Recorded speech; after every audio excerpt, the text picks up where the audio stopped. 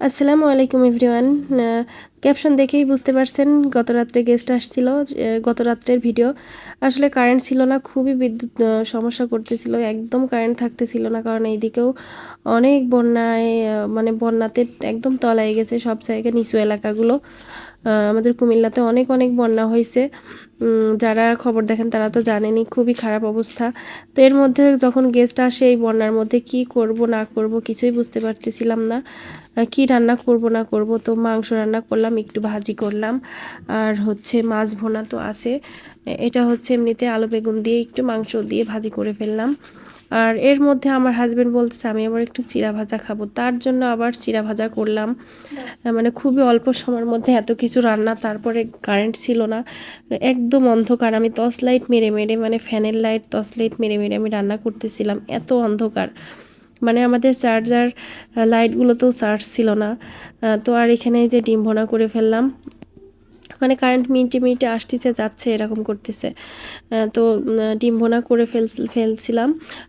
ডিম ভোনা আর হচ্ছে পোলাও, গরু মাংস, আর হচ্ছে একটু ফালুদাও করছিলাম। এই যে ফালুদা, মানে এত কিছু, মানে এত অল্প সময়ের মধ্যে মানে করা সম্ভব হয় না। তারপরেও ফ্রিজে রেখে রেখে একটু জেলটা একটু শক্ত করে কেটে দিয়ে দিয়েছিলাম। আর হচ্ছে ফালুদাটা আসলে ঠান্ডা করতে পারছিলাম না।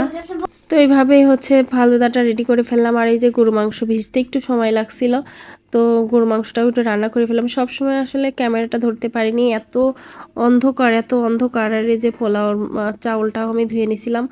হঠাৎ করে গেস্ট আসার কথা শুনলে আসলে মাথা ঘুরায় আমার।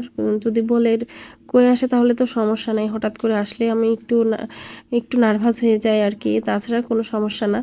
আর এই যে মানে ভিডিওটা করছি উল্টা পাল্টা, কখন যে কোনটা ভিডিও করছি খেয়াল ছিল না তেমন ভিডিও করতে। আর অন্ধকারে আমার মোবাইলেও চার্জ কম ছিল, যার কারণে সব কিছুই ঠিকঠাক ভিডিও করতে পারিনি।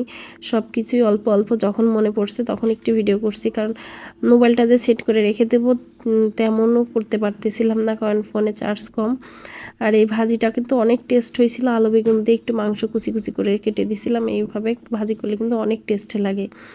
আমি জানতামই না যে এত টেস্ট হবে, বুঝতে পারি নাই, কিন্তু সব থেকে এটাই টেস্ট হয়েছিল।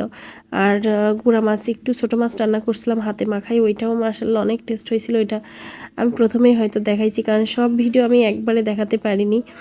মানে এমনভাবে ভিডিও করছি, এত অন্ধকার, বুঝতেছেন কি অন্ধকার। আমি লাইটের যে ফ্ল্যাশ মারছি এটাও বোঝা যাচ্ছে যে আমি হচ্ছে লাইট মারছি।